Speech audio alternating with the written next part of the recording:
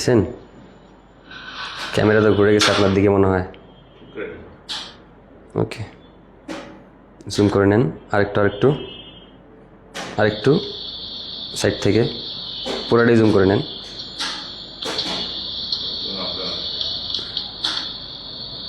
এইটা একটু আগায় দেওয়া যায় না, প্রেস করে? হ্যাঁ, এটা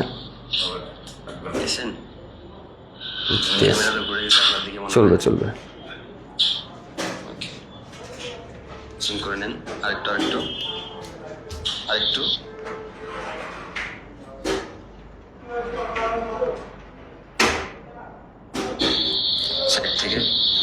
হ্যালো আসসালামু আলাইকুম সবাইকে। আমাদের যান্ত্রিক গোলযোগের জন্য আমাদের আজকের ক্লাসটা একটুখানি শুরু করতে দেরি হয়ে গেছে, আমি তার জন্য খুবই আন্তরিকভাবে ক্ষমা প্রার্থী।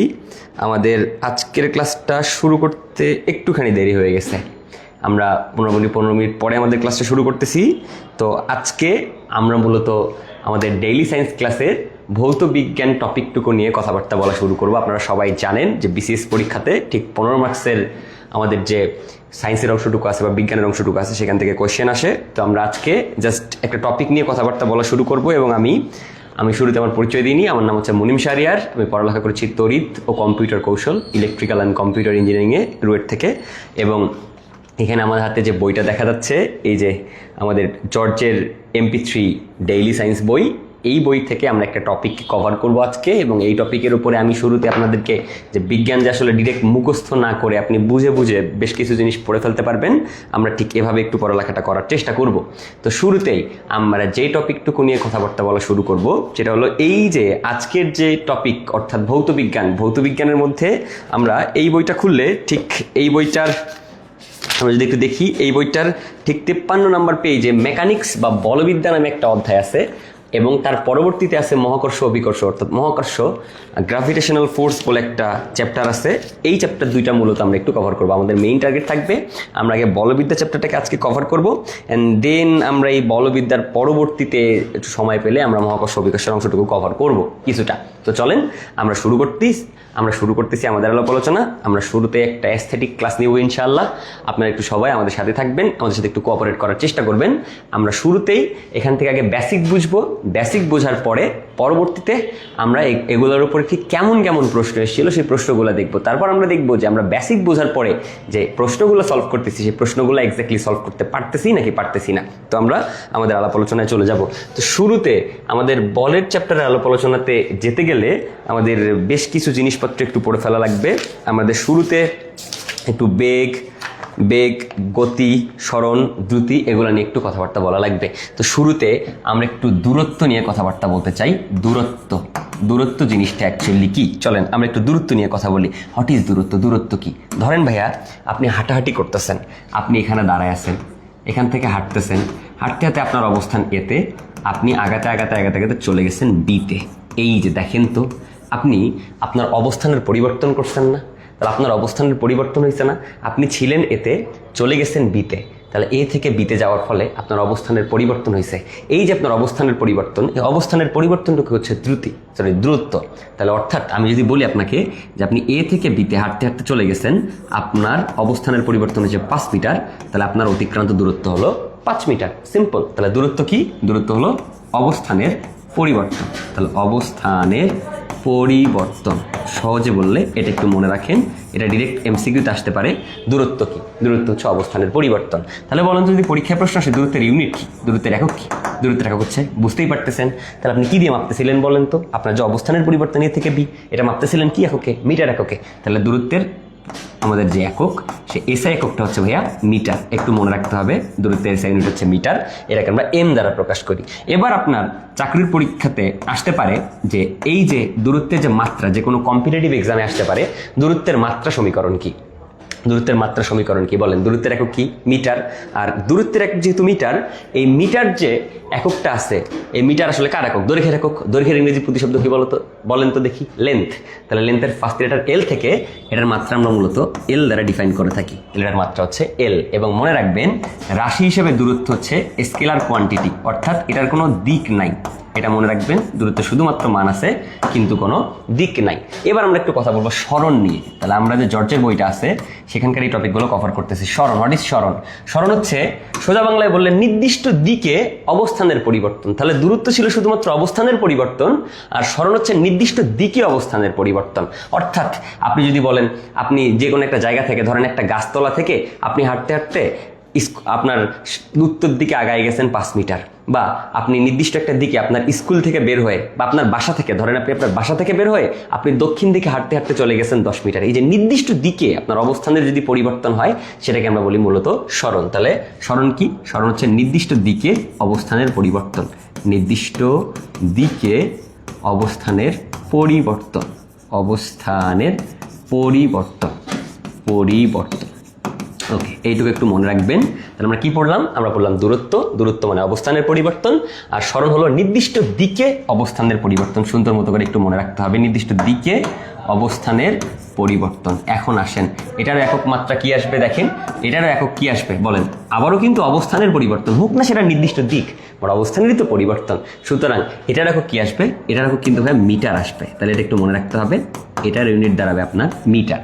এবার দেখেন তো এটারও মাত্রা কি? তাহলে মিটার কার একক? দৈর্ঘ্যের একক, তাই না? দৈর্ঘ্যের ইংরেজি প্রতিশব্দ যেহেতু লেন্থ, এটাকে আমরা থার্ড ব্র্যাকেটে এল দ্বারা লিখবো। এগুলো প্রত্যেকটাই প্রতিযোগিতামূলক পরীক্ষায় আসার মতো এমসিকিউ বলতেছি আমি, একটু মনে রাখতে হবে। এবার রাশি হিসেবে এটা কি কোয়ান্টিটি? রাশি হিসেবে এটা ভেক্টর কোয়ান্টিটি। আমরা জানি, সবাই এটা তো জানি, এটা তো ছোটবেলা থেকে পড়ে ফেলার কথা, যে সকল রাশিকে প্রকাশের জন্য মান এবং দিক উভয়ের প্রয়োজন হয় তাকে আমরা বলি ভেক্টর কোয়ান্টিটি বা ভেক্টর রাশি। আর যে সকল রাশিকে প্রকাশের জন্য শুধুমাত্র মানের প্রয়োজন হয়, দিকের প্রয়োজন হয় না, তাকে আমরা মূলত বলে থাকি স্কেলার রাশি। একটা ছোট্ট উদাহরণ দিয়ে আপনাকে স্কেলার ভেক্টরের ব্যাপারটা বুঝাই দিই। চলেন একটু স্কেলার ব্যাপার, ভেক্টরের ব্যাপারটা বোঝাই। তাহলে আমরা বলতেছিলাম যে সকল রাশিকে প্রকাশের জন্য শুধুমাত্র মানের প্রয়োজন হয় তাদেরকে আমরা বলি স্কেলার কোয়ান্টিটি বা স্কেলার রাশি। এখন আমি যদি আপনাকে বলি 5 কেজি চাল উত্তর দিকে, 5 কেজি চাল দক্ষিণ দিকে, আকাশে বাতাসে, আপনি বলুন ভাইয়া পাগল হয়ে গেছে, ভাইয়াকে পাবনায় পাঠানো হোক। কারণ এই যে 5 কেজি চাল, এটাকে প্রকাশের জন্য আমাদের দিকের দরকার নেই, শুধুমাত্র মানে হলে এনাফ। এই সমস্ত রাশি, যে সমস্ত রাশিকে প্রকাশের জন্য শুধুমাত্র মান হলে এনাফ, দিকের দরকার হয় না, তাকে আমরা বলি স্কেলার কোয়ান্টিটি বা স্কেলার রাশি। এটা একটু মনে রাখতে হবে। এবং আমরা পরবর্তীতে বলতেছিলাম ভেক্টর কোয়ান্টিটি বা ভেক্টর রাশি। ভেক্টর রাশি কি? যাকে প্রকাশের জন্য অবশ্যই মানের পাশাপাশি দিকের প্রয়োজন পড়বেই, তাকে আমরা বলবো ভেক্টর রাশি। এবার ধরেন আমি আপনাকে বললাম যে আপনি আমাকে খুঁজতে আসলেন বাসায়, আপনি আমাকে ফোন দিলেন আমার বাসায় এসে যে ভাই আমি তো আপনার বাসায় আসছি আপনার সাথে দেখা করতে, আপনি কোথায়? আমি বললাম আমি তো বাসায় নাই, আমি বাসা থেকে 100 মিটার দূরে আছি। তাহলে এই যে 100 মিটার দূরে, 100 মিটার দূরে তো আমি উত্তর দিকেও থাকতে পারি, আমি তো দক্ষিণ দিকেও থাকতে পারি, পূর্ব দিকে, পশ্চিম দিকে, যে কোনো একদিকে আমার অবস্থান হইতে পারে। তাহলে আপনি কি আমাকে একদম গরু খোঁজা খুঁজবেন? জীবনেও খুঁজবেন না। তাহলে অটোমেটিক্যালি আমি আপনার কাছ থেকে কি প্রশ্ন পাবো যে ভাই আপনি যে 100 মিটার বা 200 মিটার বা 500 মিটার দূরে আছেন, এক্স্যাক্টলি আপনি কোন দিকে আছেন? এই যে আমাকে খুঁজে পাওয়ার জন্য মানের পাশাপাশি একটা দিকের দরকার অবশ্যই পড়তেছে। এরকম যে সকল রাশিকে প্রকাশের জন্য মানের পাশাপাশি অবশ্যই দিকের প্রয়োজন পড়বেই। This is called vector quantity, vector রাশি। এটা মনে রাখতে হবে। তার মানে ভেক্টর রাশির মানও আছে, দিকও আছে, আর স্কেলার রাশির শুধুমাত্র মান আছে, একটু মনে রাখতে হবে। এবার আমরা বলতেছিলাম তাহলে এটা তো একটা দিক আছে, তাহলে স্মরণের দিক কোন দিকে? মনে রাখবেন স্মরণের দিক হলো আদি হতে শেষের দিকে, আদি হতে শেষের দিকে, আদি হতে শেষের সরলরৈখিক দূরত্ব হচ্ছে স্মরণ, শেষের দিকে। আসেন ছোট্ট করে যদি আপনাদেরকে কখনো আইকিউ টেস্ট করার জন্য একটা প্রশ্ন দেয়, দিয়ে দিতে পারে এরকম। আসেন আপনাকে একটু ছোট্ট করে বোঝাই, এরকম প্রশ্ন আপনাকে দিয়ে বোকা বানানোর চেষ্টা করতে পারে। যে ধরেন আপনি এখানে হাঁটা শুরু করছেন, আপনি এ পয়েন্টে দাঁড়ায় আসছেন, আপনি এ পয়েন্ট থেকে এরকম একটা বৃত্তাকার মাঠে ঘুরতে ঘুরতে ঘুরতে ঘুরতে এখানে চলে আসছেন।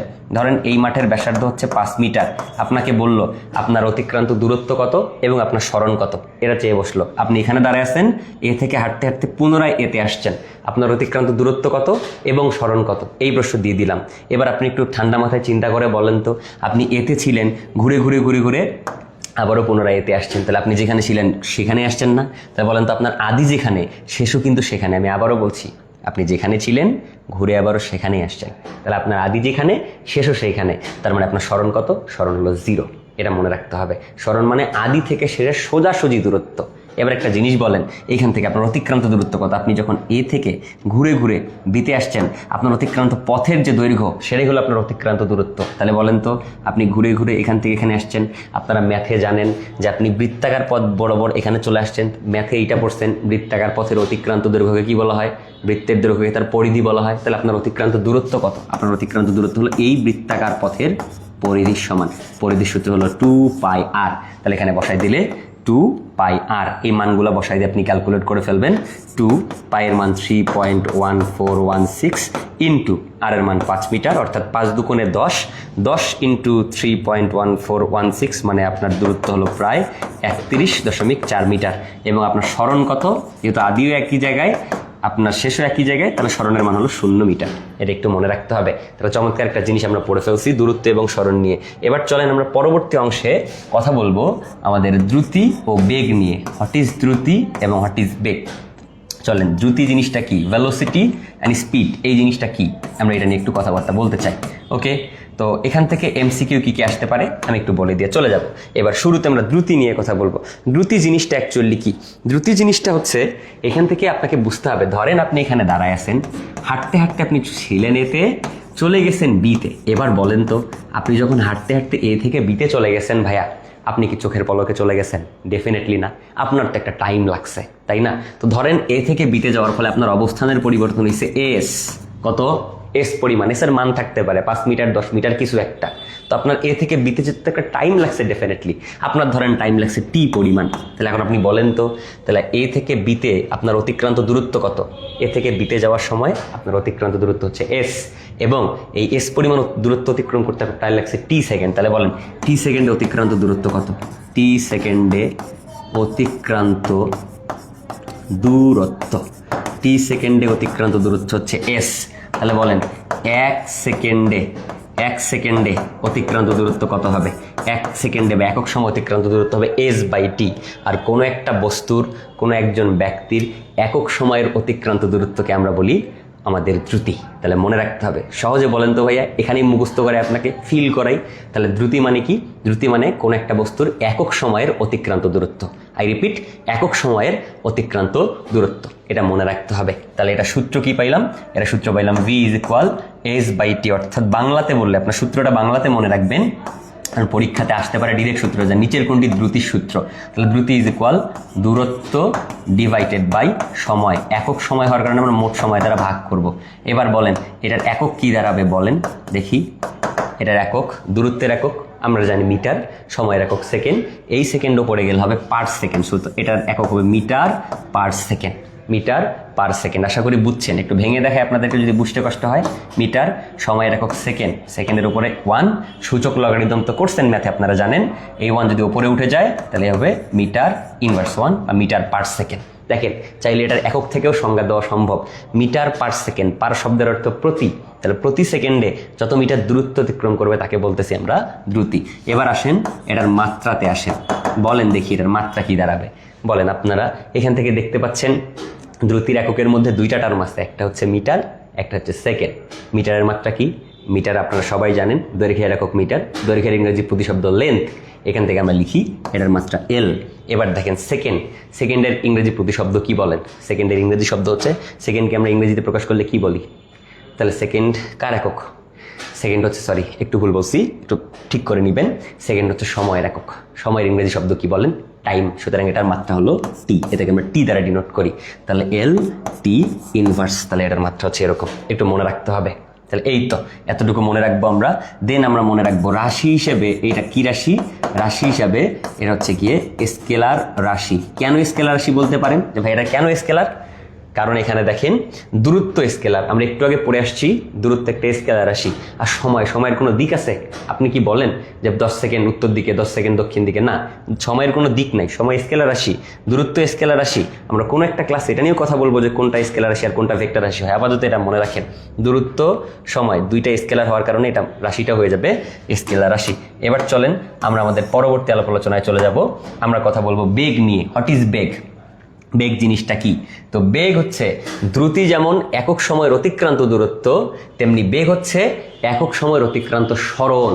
আই রিপিট, সেম জিনিস, দুইটাই সেম জিনিস। একটু আগে যেমন দূরত্ব এবং স্মরণের ক্ষেত্রে কি পাইছিলেন, দূরত্ব ছিল অবস্থানের পরিবর্তন আর স্মরণ ছিল নির্দিষ্ট দিকে অবস্থানের পরিবর্তন। তাহলে এখানেও ঠিক তাই, দ্রুতি মানে হচ্ছে একক সময়ের অতিক্রান্ত দূরত্ব, আর বেগ হলো একক সময়ের অতিক্রান্ত স্মরণ। অর্থাৎ যদি দ্রুতি সূত্র হয় দূরত্ব বাই সময়, তাহলে বেগ মানে আমরা কি লিখতে পারি? আমি এবার বড় করে এভাবে আর ডিটেইল দেখাচ্ছি না, আগের বার দেখাই ফেলছি। আশা করি আপনাকে আমি ফিল করাইতে পারছি জিনিসটা অ্যাকচুয়ালি কি। তো আপনি কি লিখতে পারবেন যে একক সময়ের অতিক্রান্ত স্মরণ, একক সময়ের অতিক্রান্ত স্মরণ, অর্থাৎ কোনো একটা বস্তু একক সময়টি কি পরিমাণ সরে যাচ্ছে, তো স্মরণ কি ঘটতেছে তাকে আমরা বলবো মূলত বেগ। এটা মনে রাখতে হবে। তাহলে দেখেন বেগের সূত্র কি দাঁড়াচ্ছে, বেগ ইজ ইকুয়াল স্মরণ বাই সময়। আশা করি বুঝতে পারছেন, স্মরণ বাই সময়, আশা করি বুঝতে পারছেন। দ্রুতির বেলায় লিখছিলেন একক সময়ের অতিক্রান্ত দূরত্ব হওয়ার কারণে দূরত্ব বাই সময়, তাহলে বেগের বেলায় হচ্ছে একক সময়ের অতিক্রান্ত স্মরণ, সুতরাং সূত্র হবে স্মরণ বাই সময়। আশা করি ক্লিয়ার। এবার বলেন এটা ইউনিট কি, স্মরণের ইউনিট কি? স্মরণের ইউনিট হচ্ছে মিটার, আমরা সবাই জানি। সময়ের ইউনিট সেকেন্ড, ওপরে গেলে পার সেকেন্ড, সুতরাং এটারও একক এটার একক সেম। ঠিক আছে, বলেন এটার মাত্রা কি? এটারও মাত্রা আগের মাত্রা, যেহেতু একক সেম হইলে মাত্রাও সেম হয়, মনে রাখবেন। তাহলে এটার একক মিটার পার সেকেন্ড, এটারও SI unit metre per second, আন্তর্জাতিক একক। আর এটার একক, এটার মাত্রা যদি হয় LT ইনভার্স, এটারও মাত্রা হবে LT ইনভার্স। মাত্রাকে অবশ্যই থার্ড ব্র্যাকেটে দিতে হয়, এটা মনে রাখবেন। এবার দেখেন এখান থেকে এটা রাশি হিসাবে কি দেখেন তো, এখানে আমরা দেখতে পাচ্ছি বেগ আসলে দুইটা রাশির রেশিও, তাই না, অনুপাত, স্মরণ বাই সময়। তো এখন বলেন বেগ যেহেতু স্মরণ বাই সময়, স্মরণ হচ্ছে ভেক্টর, একটু আগে তো পড়ছি আমরা স্মরণ ভেক্টর, সুতরাং স্মরণ ভেক্টর হওয়ার কারণে বেগও হবে ভেক্টর। তাহলে বেগ রাশি হিসাবে ভেক্টর রাশি। খালি এতটুকু মনে রাখেন, ইন ডিটেল আর ভেতরে যাচ্ছি না, ভেতরে গেলে মেলায় ভেতরে যাওয়া পসিবল, কিন্তু আপনার এতটুকু জানলে আপনার সিলেবাসে এর বাইরে ইনশাল্লাহ কিছু আসবে না। যদি আসে এতটুকু আসবে, না আসলে আসবে না, শেষ। ওকে, তো চলেন আমরা এবার দ্রুতি জানলাম, বেগ জানলাম, এবার আমরা এখান থেকে ত্বরণ নিয়ে একটু কথা বলবো, তারপর কথা বলবো বল নিয়ে। ত্বরণ, হোয়াট ইজ ত্বরণ? ত্বরণ জিনিসটা কি? ত্বরণ জিনিসটা কি আমরা এটা নিয়ে একটু কথাবার্তা বলতে চাই। What is acceleration? ত্বরণ জিনিসটা কি? তো ধরেন আপনি গাড়ি চালাচ্ছেন, আপনি গাড়ি চালানোর সময়, আপনি গাড়ি চালানোর সময় আপনার গাড়ির গতি আস্তে আস্তে বাড়াচ্ছেন, আপনার গাড়ির গতিবেগ আস্তে আস্তে বাড়াচ্ছেন। এই যে একটা কথা বলতে ভুলে গেছি, বেগ এবং দ্রুতির যে রিয়েল লাইফ এক্সাম্পল, এই যে আপনারা যে গাড়ি চালানোর সময়, বাইক চালান, কার চালান, কিংবা আপনি যে বাসে ওঠেন, এখানে স্পিডোমিটারে আমরা স্পিড পরিমাপ, মানে আমরা যে মিটারটা আছে, যে মিটারটাতে আমরা সাধারণত গাড়ির গতিবেগ দেখতে থাকি, যে এত কিলোমিটার পার আওয়ার আপনার গাড়ি চলতেছে, ধরেন 40 কিলোমিটার পার আওয়ারে। বাইকের সামনের দিকে একটা মিটার আছে, যে মিটারটাতে আপনি হচ্ছে গিয়ে স্পিড দেখতে পারেন। তো এই জিনিসটাই মূলত আসলে দ্রুতি কিংবা বেগ, আপনি যেটাই বলেন না কেন এটা বলতে পারবেন। আসলে ফিজিক্সে আরো বললে ভেতর থেকে আরো অনেক কিছু বলা যায়, তো এতটুকু আপনার না জানলেও চলবে। তাহলে এটার এককটা আমরা এসআই ইউনিট মেপে থাকি মিটার পার সেকেন্ডে, কিন্তু আপনি চাইলে এটাকে কিলোমিটার পার আওয়ারেও মাপতে পারেন। দেখেন দূরত্ব রেখে আপনি মিটারে না মেপে কিসে মাপতে পারেন বলেন তো? কিলোমিটারে মাপতে পারেন। সময়টাকে সেকেন্ডে না মাপে আওয়ারে মাপতে পারেন, কোনো সমস্যা নেই। তাহলে এটা খুব কিলোমিটার পার আওয়ারও হইতে পারে। রিয়েল লাইফে আমরা কি মাপি? মিটার পার সেকেন্ড মাপি না, কিলোমিটার পার আওয়ার মাপি। সুতরাং মাঝে মাঝে এই ইউনিটটাও দেওয়া থাকতে পারে। তাহলে এটাও মনে রাখবেন, মিটার পার সেকেন্ড ও কিলোমিটার পার আওয়ার, যে প্রতি আওয়ারে কত কিলোমিটার করে অগ্রসর হচ্ছে, তাহলে এটা দ্বারা এটা ইন্ডিকেট করা হয়। I think you are very very clear. এবার চলেন ত্বরণে ফিরে যাই। হোয়াট ইজ ত্বরণ? ত্বরণ জিনিসটা অ্যাকচুয়ালি কি? তো ত্বরণ হচ্ছে মূলত একক সময়ে কোন একটা বস্তুর গতি বেগের পরিবর্তন। বেগের পরিবর্তনকে আমরা মূলত বলে থাকি ত্বরণ। 1 সেকেন্ডে একটা বস্তুর বেগের পরিবর্তন। ধরেন আপনার গাড়ি আপনি চালাচ্ছেন, গাড়ি স্টার্ট করলেন, শুরুতে গাড়িটা ধরেন আপনার গাড়ি শুরুতে ছিল স্থির অবস্থায় ছিল আপনার গাড়ি। লুক অ্যাট দিস, স্থির অবস্থায় থাকার কারণে ইনিশিয়ালি আপনার গাড়ির ভেলোসিটি বা বেগ কত ছিল? 0 মিটার পার সেকেন্ড। স্থির অবস্থায় আছে মানে আপনার গাড়ির গতিবেগ কত? ডেফিনেটলি 0। আপনার গাড়ি চলতেছে না, তাহলে প্রত্যেক সেকেন্ডে কত মিটার করে যাচ্ছে? 0 মিটার করে যাচ্ছে।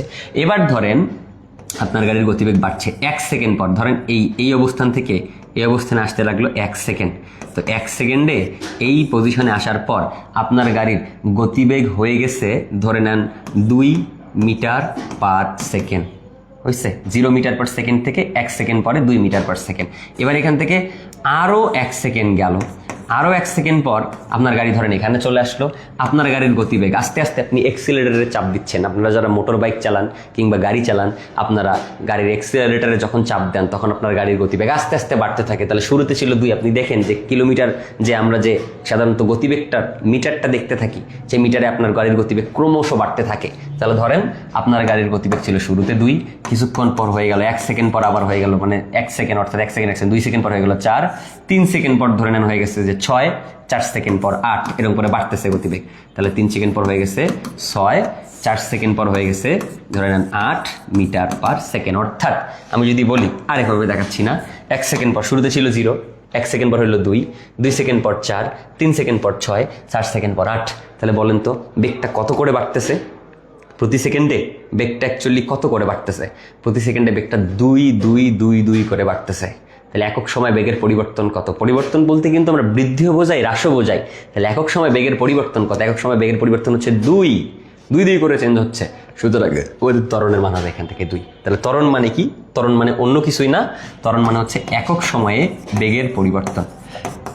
সুন্দর করে একটু মনে রাখবেন, একক সময়ে বেগের পরিবর্তন। একক সময়ে বেগের পরিবর্তনকেই মূলত আমরা বলে থাকি ত্বরণ।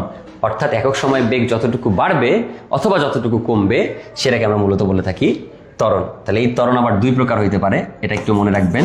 ত্বরণ 2 প্রকার হইতে পারে। ত্বরণ 2 প্রকার, একটা হলো ধনাত্মক ত্বরণ, একটা হলো ঋণাত্মক ত্বরণ। ধনাত্মক ত্বরণ ও ঋণাত্মক ত্বরণ। এবার আমরা জানতে চাই ধনাত্মক ত্বরণ কি। এখান থেকে প্রশ্ন আসার চান্স কম, তারপর একটু বলে দিয়ে যাই ধনাত্মক ত্বরণ জিনিসটা কি। ধনাত্মক ত্বরণ হচ্ছে যদি আপনার গাড়ির গতিবেগ বাড়তে থাকে, অর্থাৎ প্রতি মুহূর্তে আপনার গাড়ির গতিবেগ বাড়ছে, তখন যে ত্বরণটা হবে সেটাকে আমরা বলি ধনাত্মক ত্বরণ। আর যদি গাড়ির গতিবেগ কমতে থাকে তখন সেই ত্বরণকে আমরা বলবো ঋণাত্মক ত্বরণ। এটা একটু মনে রাখবেন। ঋণাত্মক ত্বরণের অপর নাম হলো মন্দন। ঋণাত্মক ত্বরণের অপর নাম হলো মন্দন। সুন্দর করে মনে রাখবেন। তাহলে গাড়ির গতিবেগ বাড়তে থাকলে সেটাকে আমরা কি ত্বরণ বলবো? ধনাত্মক ত্বরণ বলবো। মানে অর্থাৎ গাড়ির গতিবেগ বৃদ্ধি পেতে থাকলে আর বস্তুর গতিবেগ যদি হ্রাস পেতে থাকে তখন সেই ত্বরণকে আমরা বলবো ঋণাত্মক ত্বরণ। আশা করি এতটুকু বুঝছেন। এবার আসেন, তাহলে ত্বরণের সূত্র কি দাঁড়াবে? ত্বরণের সূত্র দাঁড়াবে এ যে এরকম, ত্বরণ ইজ ইকুয়াল কি লিখবেন? ত্বরণকে আমরা এ দ্বারা প্রকাশ করি। এ ইজ ইকুয়াল, মনে রাখবেন ওপরে কি নিবেন? তাহলে বললে একক সময় বেগের পরিবর্তনকে আমরা বলতেছি ত্বরণ। ঠিক আছে, তাহলে এবার আপনি ওপরে কি নেবেন? তাহলে আপনি উপরে নেবেন বেগের পরিবর্তন, বেগের পরিবর্তন, আর নিচে কি নেবেন? নিচে নেবেন এখান থেকে সময়। আশা করি এতটুকু বুঝছেন, বেগের পরিবর্তন বাই সময়। আসেন একটু সহজে বুঝাই। ধরেন এইখান থেকে এই পর্যন্ত আমি হিসাব করে দেখাবো। ধরেন শুরুতে আপনার বেগ ছিল ইউ, ইউ এর মান কত? 0 মিটার পার সেকেন্ড। এবার এই 2 সেকেন্ড পর আপনার বেগ হয়ে গেছে কত? 1 সেকেন্ড। তাহলে এই যে দেখেন শুরু থেকে 2, এটা হলো 4, তাহলে 2 সেকেন্ড পর আপনার বেগ হয়ে গেছে 4 মিটার পার সেকেন্ড। এবার আপনি বলেন তো আপনার বেগের পরিবর্তন কত?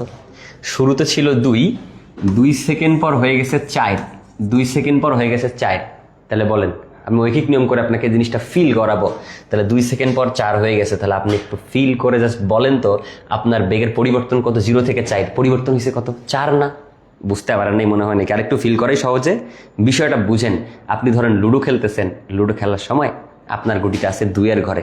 এবার আপনি একটা চাল দিলেন, আপনার গুটিটা লাফ দিয়ে চলে গেল 6 এর ঘরে। বলেন তো আপনার অবস্থানের পরিবর্তন কয় ঘর? 4 ঘর না? ছিলেন 2 এ, চলে গেছেন 6 এ, অবস্থানের পরিবর্তন কয় ঘর?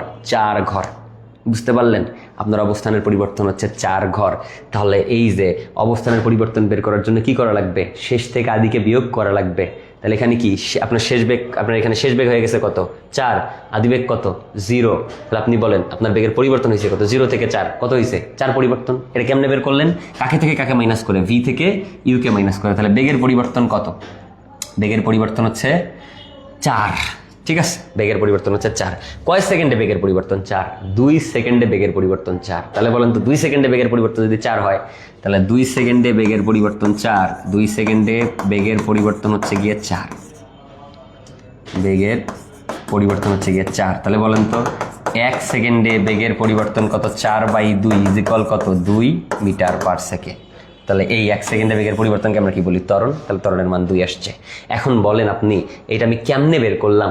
এটা বের করার জন্য উপরে আমি কি রাখছি বলেন তো? উপরে রাখছি বেগের পরিবর্তন কি, আর নিচে কি রাখছি, নিচে রাখছি ওই সময়টা যে সময় বেগের পরিবর্তনটা হয়েছে।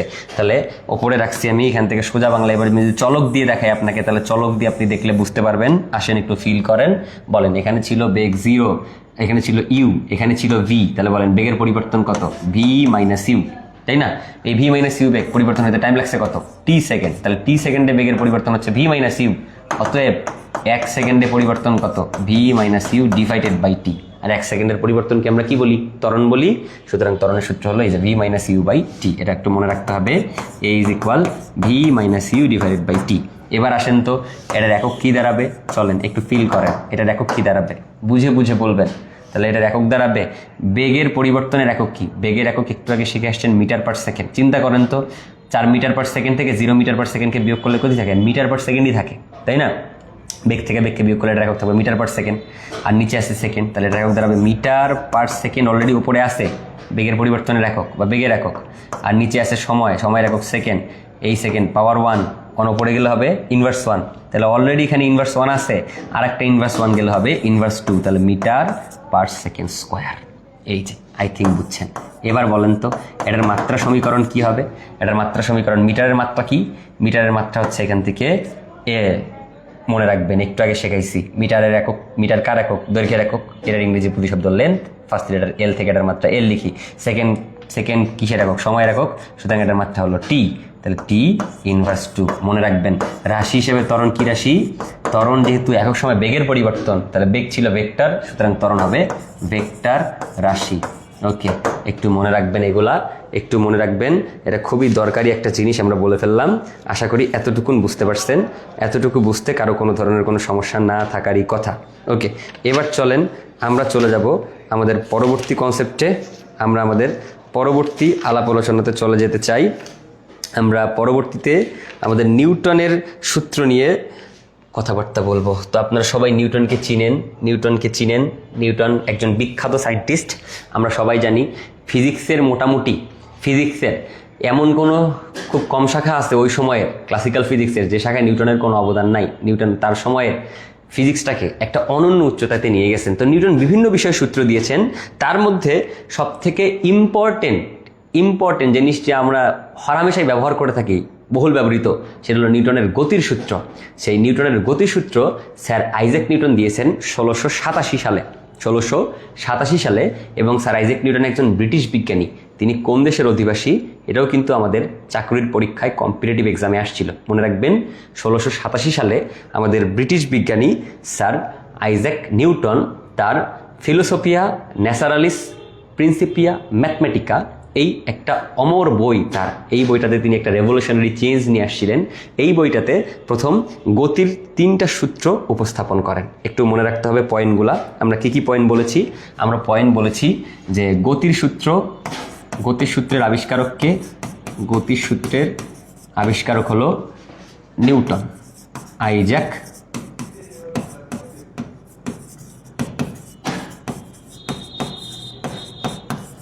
নিউটন। আবিষ্কারের সাল কত, আবিষ্কারের সাল হচ্ছে 1687 সাল। মনে রাখবেন কোন বইতে এটা লিখেন, বইয়ের নাম কি, বইয়ের নামটা মনে রাখবেন ফিলোসফিয়া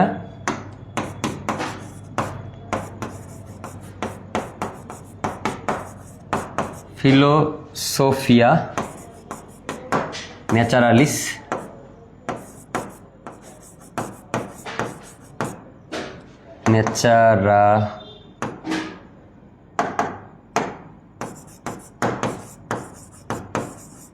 প্রিন্সিপিয়া ম্যাথমেটিকা।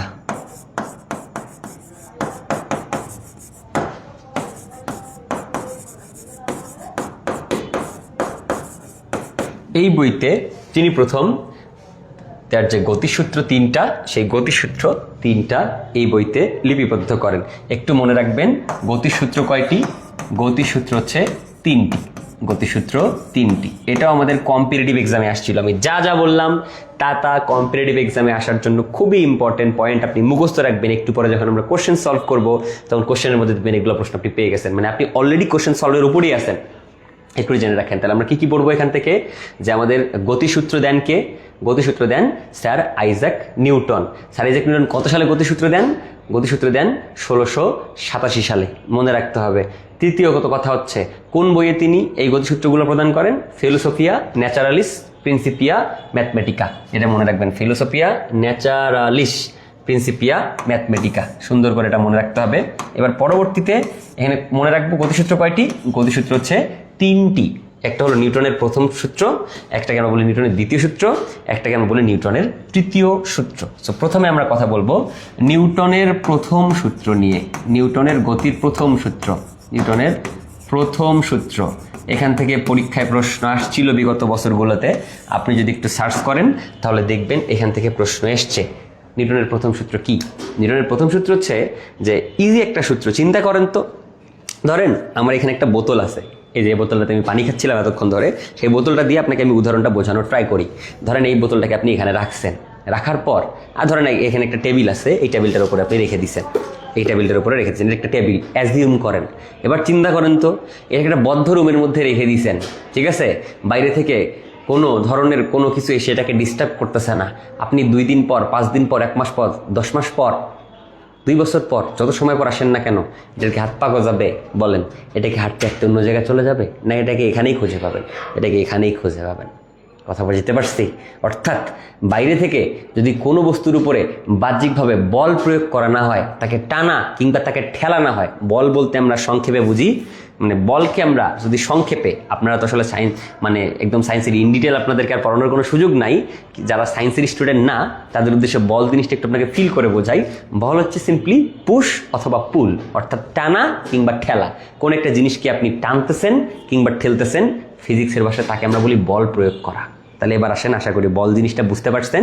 তাহলে এই যখন আপনি কোন একটা বস্তুর উপরে বল প্রয়োগ করবেন, যদি বল প্রয়োগ না করেন, ওই বস্তুর উপরে যদি আমরা বাইরে থেকে বাহ্যিকভাবে বল প্রয়োগ না করি, তাহলে স্থির বস্তু চিরকাল স্থির থাকবে, এটা মনে রাখতে হবে। তাহলে বলেন তো, এই বস্তুটাকে আপনি টেবিলের উপর রাখছেন, বাইরে থেকে এটার উপরে কোনো এক্সটার্নাল ফোর্স অ্যাপ্লাই করতেছেন না, তাহলে স্থির বস্তু কি থাকবে?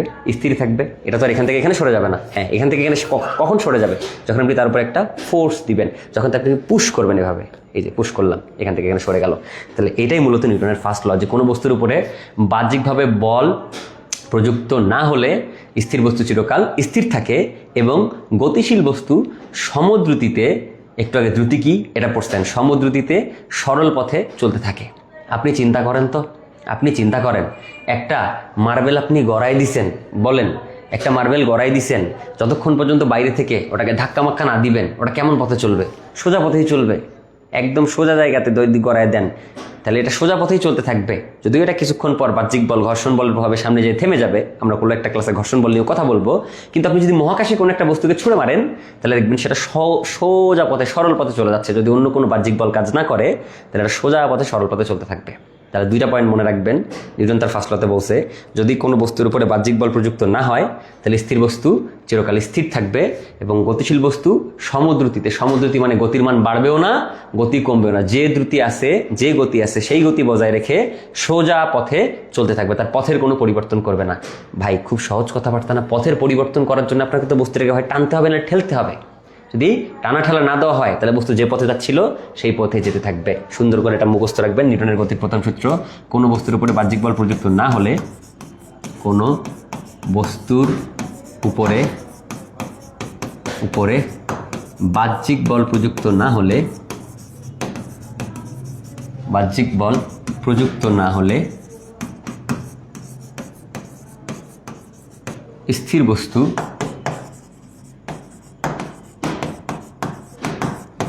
চিরকাল স্থির থাকবে,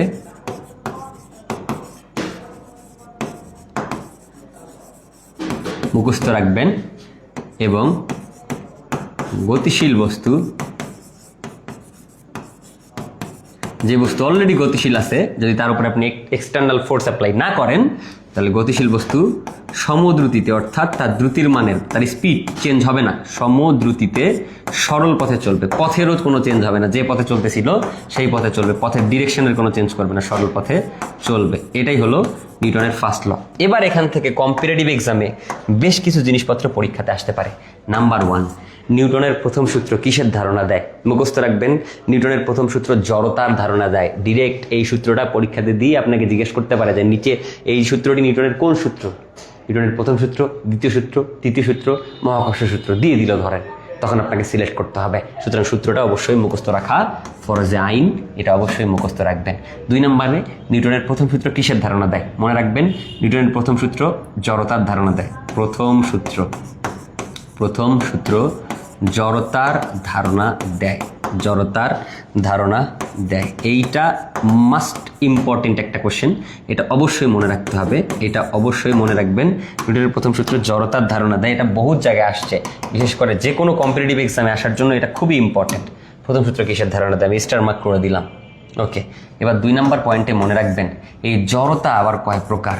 জড়তা জিনিসটা হচ্ছে কি? আসেন আপনাকে বোঝাই জড়তা জিনিসটা কি। জড়তা জিনিসটা হচ্ছে কোনো একটা বস্তু যে অবস্থায় আছে সেই অবস্থায় থাকতে চাওয়ার যে টেন্ডেন্সি, যে আকাঙ্ক্ষা, সেটা হলো জড়তা। আপনি চিন্তা করেন তো, আপনি সহজে চিন্তা করেন, একটা বস্তুকে আপনি টেবিলের উপর রাখছেন, এই যে একটু আগে বোঝাচ্ছিলাম, টেবিলের উপর রাখছেন ধরেন এই বস্তুটাকে, রাখার পর যদি বাইরে থেকে এটাকে টানা ঠেলা কোনো কিছু দেওয়া না হয়, বাইরে থেকে এটাকে ডিস্টার্ব দেওয়া না হয়, স্থির বস্তু কি থাকতে চাবে? স্থিরই থাকতে চাবে। বুঝতে পারছেন? তার মানে স্থির বস্তুর টেন্ডেন্সি হলো সেই স্থির থাকতে চায়। কথা বুঝতে পারছি? গতিশীল বস্তু, ধরেন একটা ট্রাক আপনার দিকে ধেয়ে আসতেছে, এটা একটা গাড়ি আপনার দিকে ধেয়ে আসতেছে, আমার দেখে একটা গাড়ি আসতেছে, ধরেন গাড়ি গতিশীল, গাড়ি কিন্তু ব্রেক না চাপলে কি থাকতে চাবে? ব্রেক যদি না করেন, যদি বল প্রয়োগ না করেন, বল প্রয়োগ করা মানে এখানে ব্রেক করা মানে বল প্রয়োগ করা, গতির বিপরীতে। তো যদি বল প্রয়োগ না করেন তাহলে গতিশীল গাড়ি গতিশীলই থাকতে চাবে। ফলে আমি যদি দেখুন নিজেকে সুপারম্যান ভেবে গাড়ির সামনে যে হেইসা করে গাড়িটাকে আটকানোর চেষ্টা করি, গাড়িকে আটকাবে না, আমাকে উড়াই দিয়ে চলে যাবে, সিম্পল। বুঝতে পারছেন? কারণ গতিশীল গাড়ির টেন্ডেন্সি কি থাকতে চায়? গতিশীলই থাকতে চায়। তাহলে এই যে স্থির বস্তু স্থির থাকতে চায়, গতিশীল বস্তু গতিশীল থাকতে চায়, এটাই মূলত আসলে জড়তা। এই জিনিসটাই মূলত আসলে জড়তা। তাহলে বলেন তো, ঘুরায় ফেরায় নিউটনের ফার্স্ট লতে ঠিক এটাই প্রমাণ করতেছে না? নিউটন ফার্স্ট লতে এটাই বলছে না যে বাহ্যিক বল প্রযুক্ত না হলে স্থির বস্তু চিরকাল স্থির থাকবে, অর্থাৎ স্থির বস্তুর টেন্ডেন্সি স্থির থাকা, এবং গতিশীল বস্তু সমদ্রুতিতে, অর্থাৎ যে দ্রুতিতে আছে, যে গতিতে আছে সেই গতিতে সোজা পথে চলবে। তার মানে গতিশীল বস্তু গতিশীল থাকতে চাইবে। তাহলে ঘুরে ফিরে নিউটনের ফার্স্ট লতা কাকে রিপ্রেজেন্ট করতেছে? জড়তাকে। এই জন্য আমরা বলি নিউটনের প্রথম সূত্র জড়তার ধারণা দেয়। এবার বলেন তো, বুঝে বলেন তো, জড়তা কয় প্রকার হইতে পারে? জড়তা ডেফিনেটলি 2 প্রকার। এই যে স্থির বস্তুর স্থির থাকতে চাওয়ার প্রবণতা, এটা এক ধরনের জড়তা, এবং গতিশীল বস্তুর গতিশীল থাকতে চাওয়ার এই টেন্ডেন্সি, এটা আর এক ধরনের জড়তা। মনে রাখবেন, জড়তা 2 প্রকার। জড়তা 2 প্রকার। নাম্বার 1, ফার্স্ট ওয়ান ইজ স্থিতি জড়তা, অ্যান্ড সেকেন্ড ওয়ান ইজ গতি জড়তা। আমার সাথে সাথে একবার বলেন তো, তাহলে স্থিতি জড়তা জিনিসটা কি? স্থিতি জড়তা জিনিসটা হচ্ছে স্থির বস্তুর স্থির থাকতে চাওয়ার প্রবণতা। আই রিপিট দ্যাট, স্থির বস্তুর স্থির থাকতে চাওয়ার প্রবণতা, দিস ইজ কল্ড স্থিতি জড়তা। তাহলে গতিশীল বস্তুর গতিশীল থাকতে চাওয়ার প্রবণতা, এটা হবে গতি জড়তা। মনে রাখতে হবে, এই 2টা জিনিস কিন্তু খুবই ইম্পর্টেন্ট। ঠিক আছে, এবার আসেন জড়তার পরিমাপক কি? এটা পরীক্ষাতে আসে, এটাও খুব ইম্পর্টেন্ট একটা কোশ্চেন।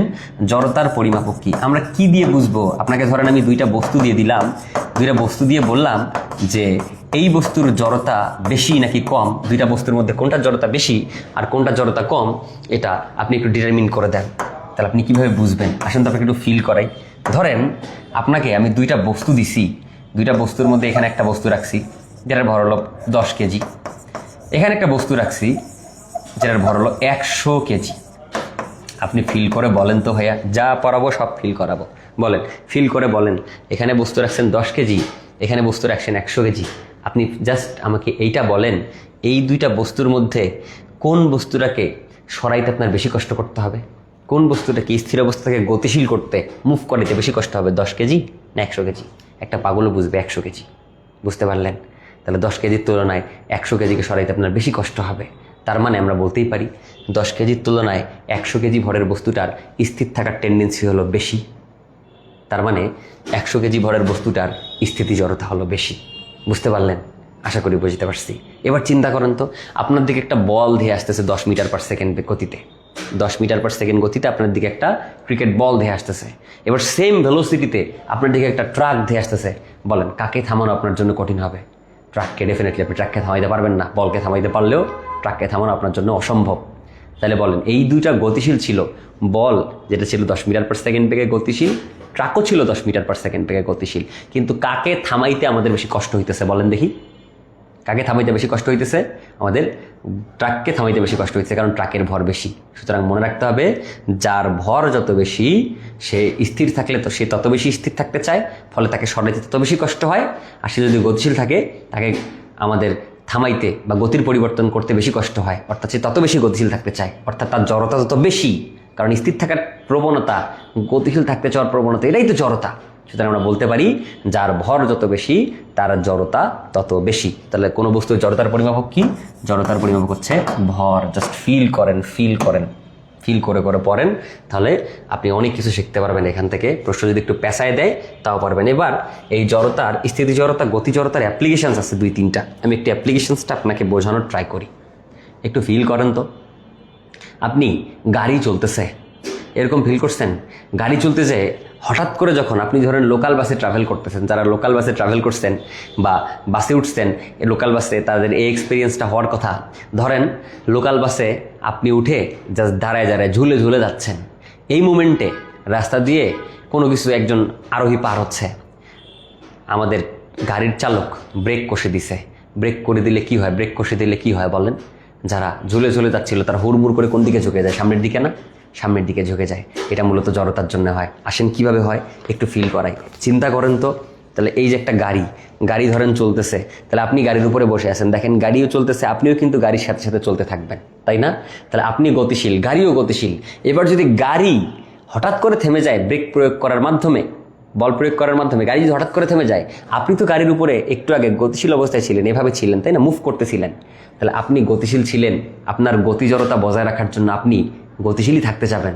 ফলে গাড়ি ব্রেক করার মাধ্যমে থেমে যাবে, আর আপনি গতি জড়তা ধর্মটা বজায় রাখার জন্য হুড়মুড় করে গতিশীলই থাকতে যাবেন। ফলে হুড়মুড় করে সামনের দিকে ঝুঁকে যাবেন। তাহলে বলেন কি শিখলেন এটাই, যে গতিশীল বস্তু আমাদের গাড়ির উপরে থাকা বস্তু হঠাৎ করে ব্রেক করলে সামনের দিকে ঝুঁকে যায় কেন, বা যাত্রীরা সামনে ঝুঁকে যায় কেন? কোন জড়তা বজায় রাখার জন্য? গতি জড়তা বজায় রাখার জন্য। সিম্পলি আরও একভাবে হইতে পারে, ধরেন বাস হঠাৎ করে সামনের দিকে মুভ করছে, কিংবা আপনি বাইকের পেছনে বসে আছেন, আপনার ফাজিল বন্ধু ড্রাইভার হঠাৎ করে পিক আপ মেরে ভুম করে সামনের দিকে আগায় গেছে। বলেন আপনি কোন দিকে ঝুঁকে যাবেন? পেছনের দিকে ঝুঁকে যাবেন না? এটা কোন জড়তার জন্য? এটা স্থিতি জড়তার জন্য। দেখেন আপনি বাইকের উপরে বসে আছেন, চিন্তা করেন বাইকের উপরে আপনি বসে আছেন, ভাইয়া বাইক স্থির, বাইকের উপরে থাকা আপনিও স্থির। এবার বাইক হঠাৎ করে মুভ করলো। বাইক যখন হঠাৎ করে মুভ করবে তখন বাইক তো মুভ করলো ইঞ্জিনের মাধ্যমে, কিন্তু আপনি তো স্থির ছিলেন। বাইকের ওপরে যে আপনি বসেছিলেন, আপনি তো স্থির ছিলেন। ফলে আপনি তো স্থিরই থাকতে যাবেন স্থিতি জড়তা বজায় রাখার জন্য। ফলে বাইক হয়ে যাবে গতিশীল। আপনি স্থিতি জড়তা এই ধর্মটা বজায় রাখার জন্য আপনি স্থিরই থাকতে যাবেন। ফলে বাইক সামনে যাবে, আপনি পেছনের দিকে এভাবে ঝুঁকে যাবেন। তাহলে বলেন, দুইটা এমসিকিউ পরীক্ষার জন্য খুবই ইম্পর্টেন্ট, খুবই ইম্পর্টেন্ট, 100-তে 100। সেটা হইতেছে, হঠাৎ করে গতিশীল বাস হঠাৎ করে ব্রেক করলে যাত্রী গতি জড়তার জন্য পেছনের দিকে ঝুঁকে যায়। নাম্বার দুই, স্থির বাস হঠাৎ করে চলা শুরু করলে বা স্থির বাইক হঠাৎ করে চলা শুরু করলে স্থিতি জড়তা বজায় রাখার জন্য যাত্রী পেছনের কোন দিকে বলেন তো? যাত্রী পেছনের দিকে ঝুঁকে যায়। আমি আবারও বলতেছি, একটু মনে হয় একটু উলটপালট হয়ে গেছে, আরেকবার একটু বলে দিচ্ছি। যদি আমরা স্থির গাড়ি হঠাৎ করে চালনা করা শুরু করি, তাহলে স্থিতি জড়তা বজায় রাখার জন্য যাত্রী পেছনের দিকে হেলে যায়। এবং যখন গতিশীল গাড়ি হঠাৎ করে ব্রেক করব, গতি জড়তা ধর্মটা বজায় রাখার জন্য যাত্রী সামনের দিকে হুড়মুড় করে ঝুঁকে যাবে। এই দুইটা পয়েন্ট মনে রাখবেন। এটার প্রতিযোগিতামূলক পরীক্ষাতে আসছিল। কয় % আছে চার্জ?